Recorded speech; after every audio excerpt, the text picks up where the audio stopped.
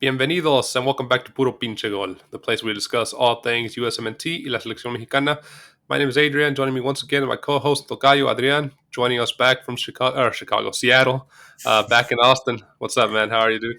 Hey, how's it going, dude? It's nice to be back on the pot, not necessarily on hot, scorching Texas. As soon as I got out of that flight on Saturday night, I reminded myself, or remembered how even at night it's difficult to go out. Oh yeah, man, and you're not even in the most humid spot in Texas. So, I mean, Austin is pretty humid, but it is worse in other areas. Yeah, man. Let's get into it. Obviously, this weekend the Leagues Cup concluded. Two games, one not really too relevant, at least for one of the teams, and the other one was, of course, that final between Intermiami and Nashville. Let's talk real quick. Don't spend a lot of time on it, but the third place match, a match that was held in Philly between the Union and Monterrey. Monterrey obviously going in already qualified for the concacaf Champions League, aka it's going to be renamed concacaf Champions Cup for the 2024 season. So they really had nothing to play for. Couldn't afford any more injuries with ligamx already starting back up. So they pretty much went out there, had their whole bench on the field, and had all their starters on the bench, and ultimately ended up losing to Philly 3-0. Not really a big surprise. Philadelphia was the only team really playing for something. They were playing to qualify for the Champions Cup, which they ultimately did. Goal from Jesus Daniel Bueno, Micael Ure, and Alejandro Bedoya to kind of wrap that up at home for Philly. Kind of, at least before in the previous episode, we kind of discussed how it was a pointless match. But, I mean, I guess Philly was kind of playing for something. So, I mean, they were able to wrap that up. But the real big topic of the night Saturday was the final between Intermiami and Nashville, man. A game that was, I think it was pretty exciting. It was a pretty good game. Nashville ultimately had more shots on target than Inter, 6-2, 11 shots to 6 shots for Inter. Possession went Inter's way, 59% to 41%. Passes, 593 Inter, 405 for Nashville. Similar pass accuracy in the 80s.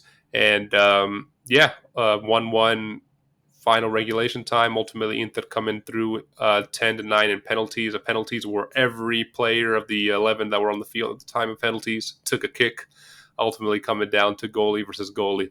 What did you think of this final, man? Was it a just win for Inter?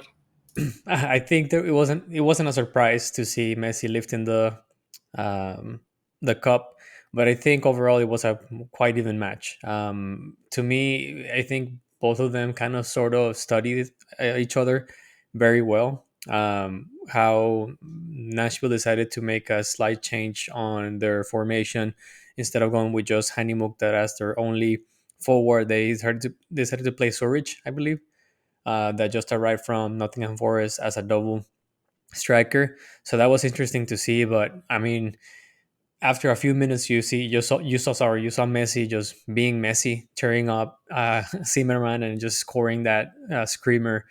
I mean, it's difficult to just grasp with the fact that the best soccer player in history, maybe arguably, is just gonna tear up MLS.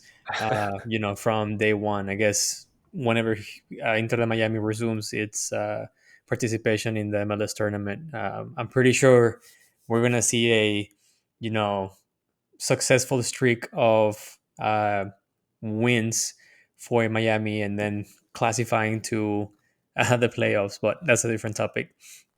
I think at the very end, Messi Yami looked a little tired, just because you know how Sergio Busquets, Jordialba, and Messi, they didn't necessarily have any preseason. They just showed up to play. That tells you how big of a difference there is in terms of the skill and I don't want to say commitment, but like I guess physicality compared to Europe, where these guys were on vacation. They show up as if it was a Sunday league, and they just tore up the entire tournament.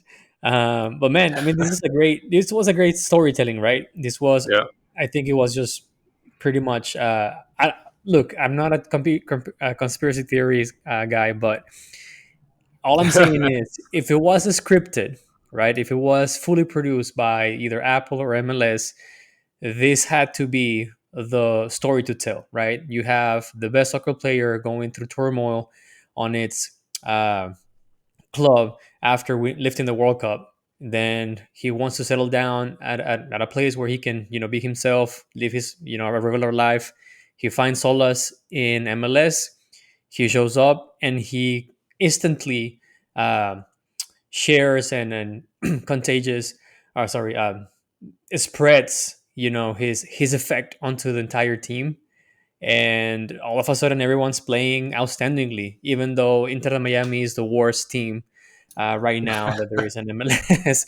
Right. So, I mean, I'm not gonna say it was, it was planned, but if it was, whoever did it, man, they deserve an Oscar.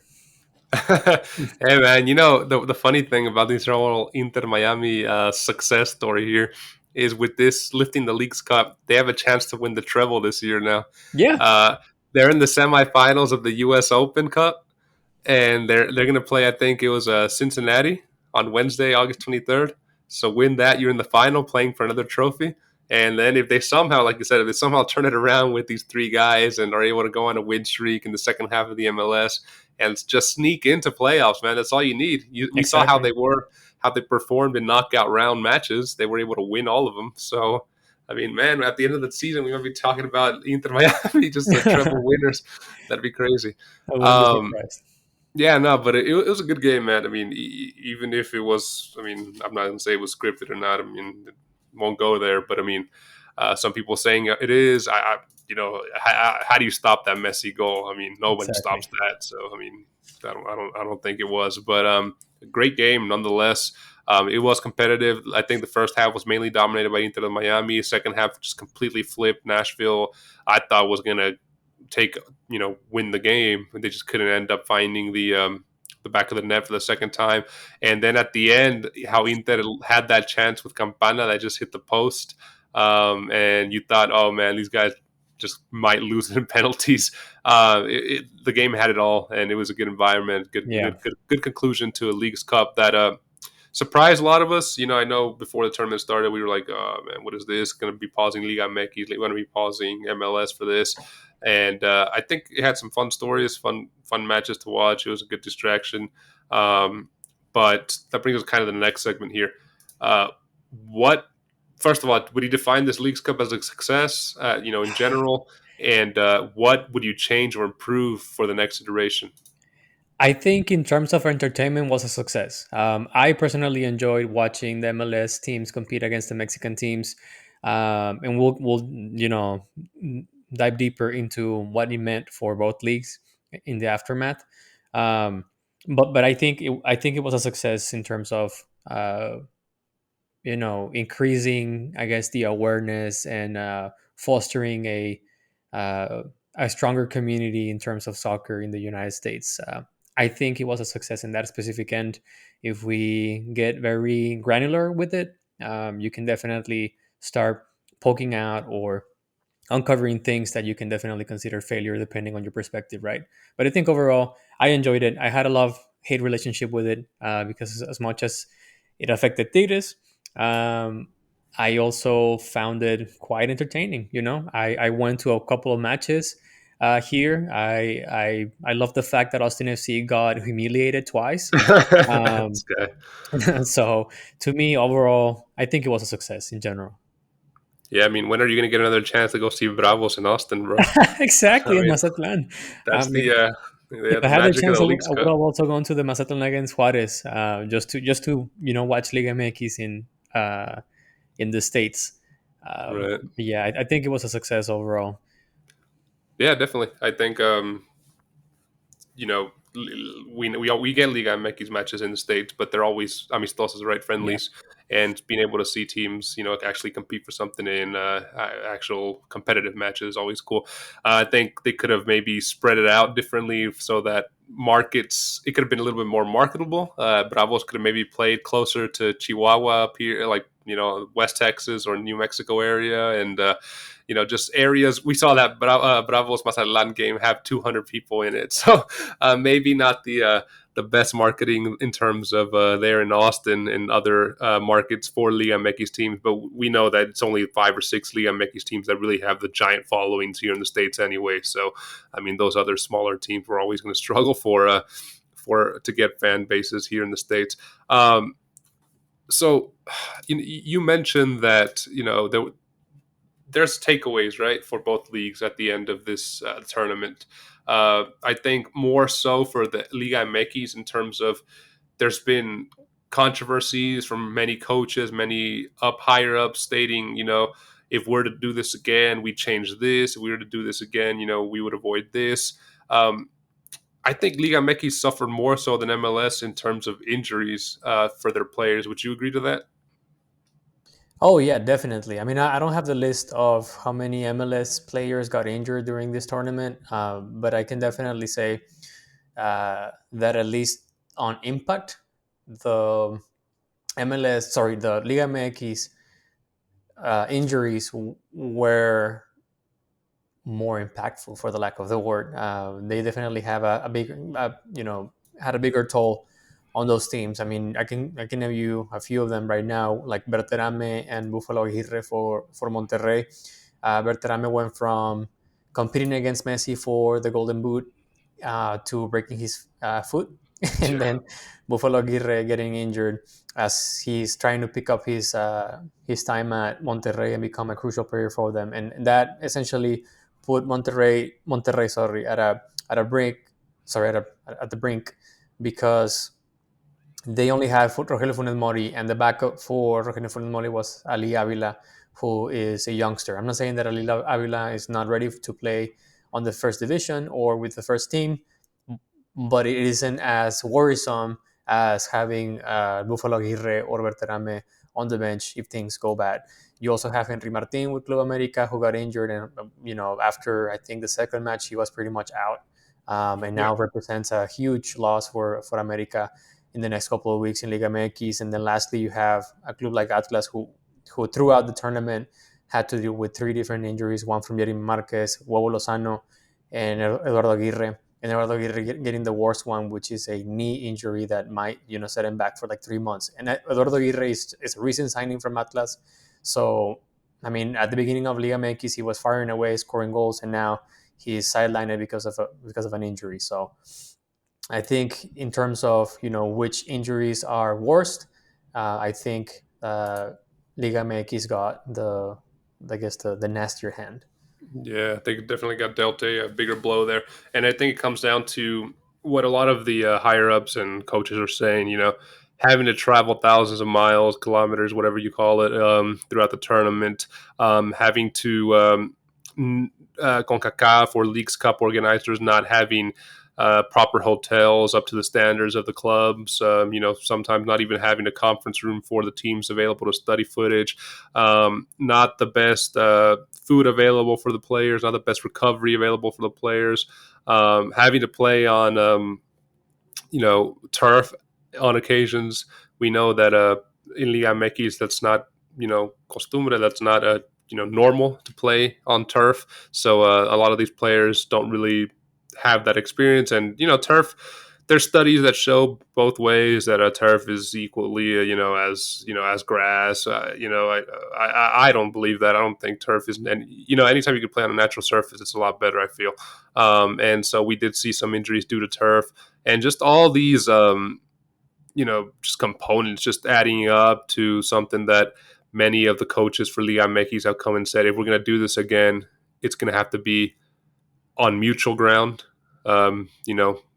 here and away in Mexico and in the United States matches, making more fair. If we have to travel, American teams have to travel as well.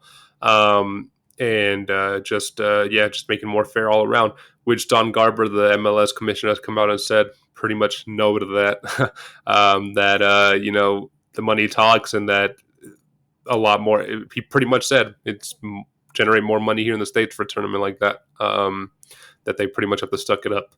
But we'll see. We'll see if there's any iterations made for this next year. But yeah, I mean, Mexico teams definitely did suffer. That's probably the one thing that this tournament can improve on. To me, it's like, all the traveling. If it's gonna have a World Cup format, right? Why not just choose a couple of cities to be, I guess what they called the um it's not a base Host city. cities. Yeah, host cities. There we go. Host cities Yeah. where you have X amount of teams playing on that city at those stadiums and just call it a day. Or maybe just looking at, hey, once we move on from the group stage, we're gonna go a definitive leg on the turf or side or home of the team with the best ranking, right, of the tournament at that point of the subsequent stages.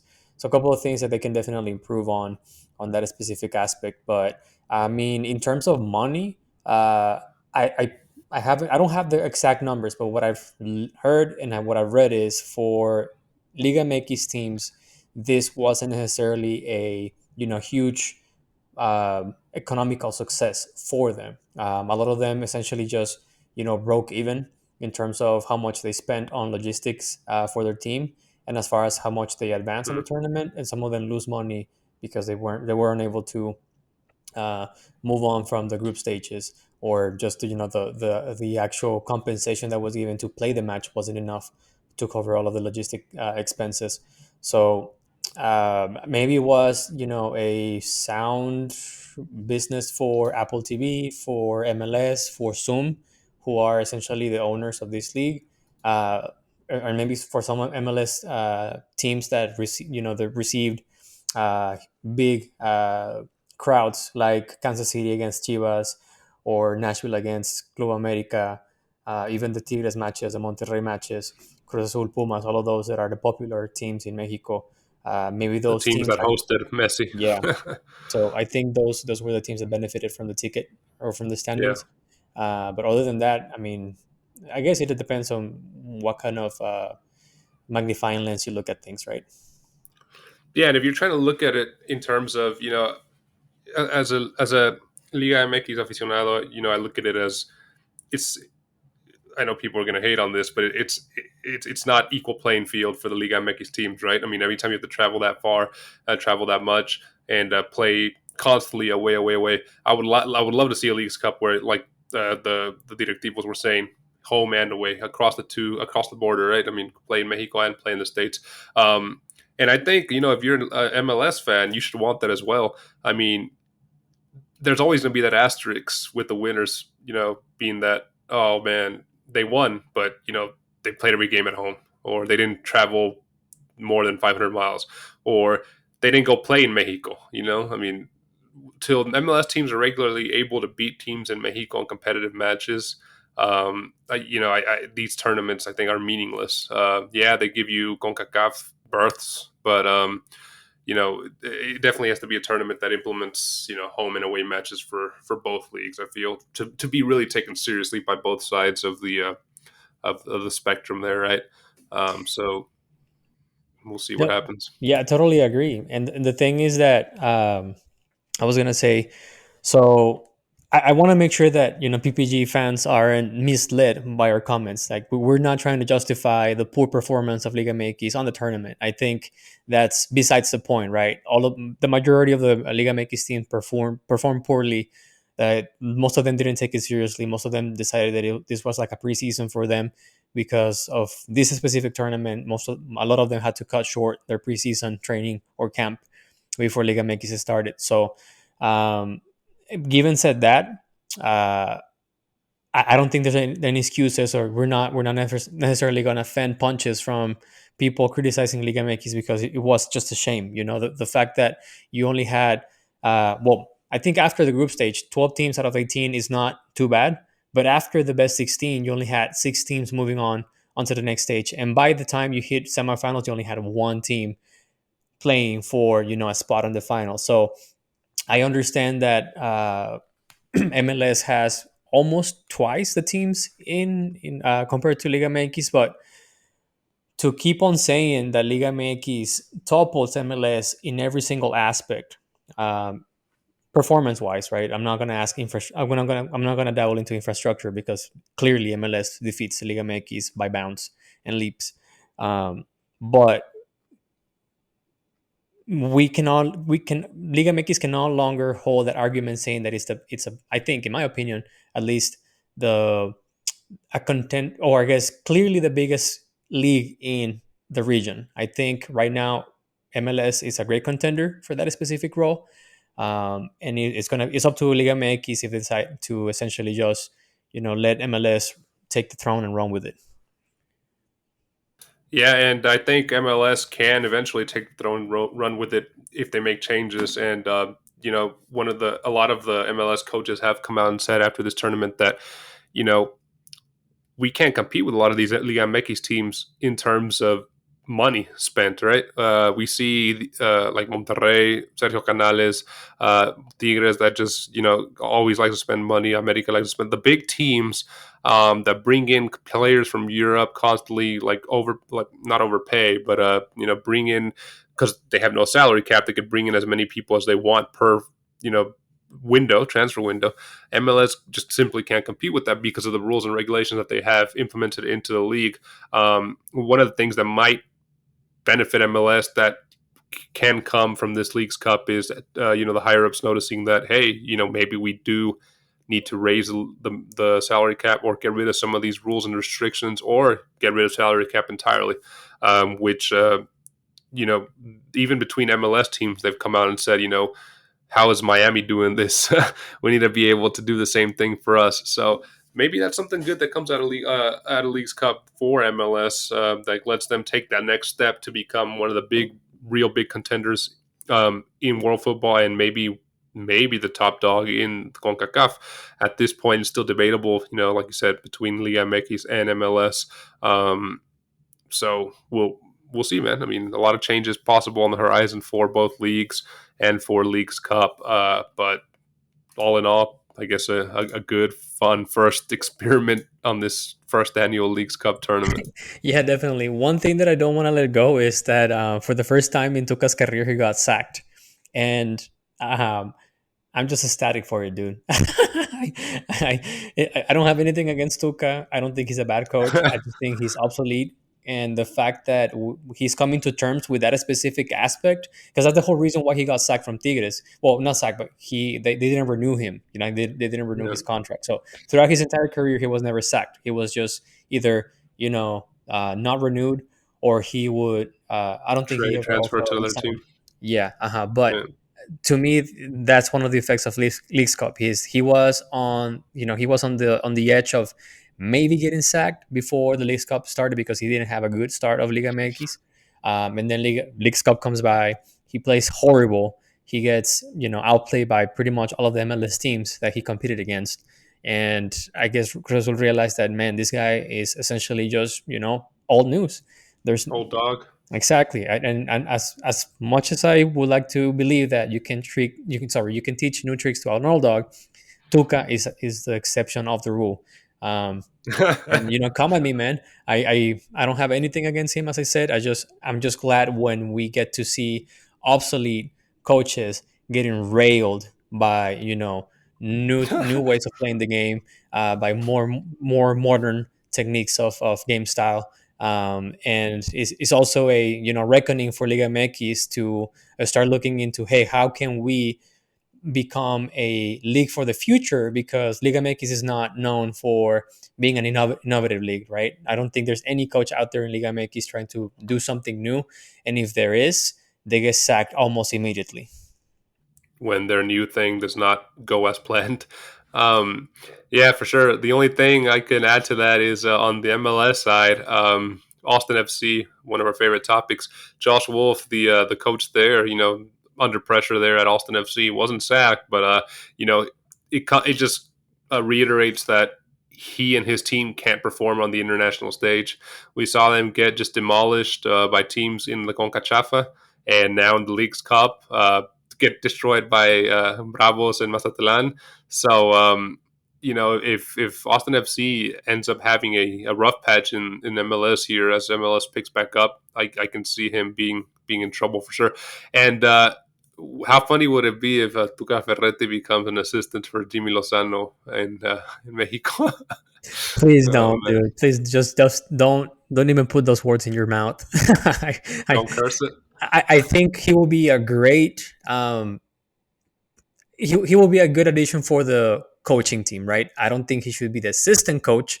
I think he should be one of those coaches that are, sitting on the suites, looking from an eagle eye perspective, or just providing some sort of like guidance to Jimmy Lozano on how to deal with stars, right? And how to deal with those players with a huge ego.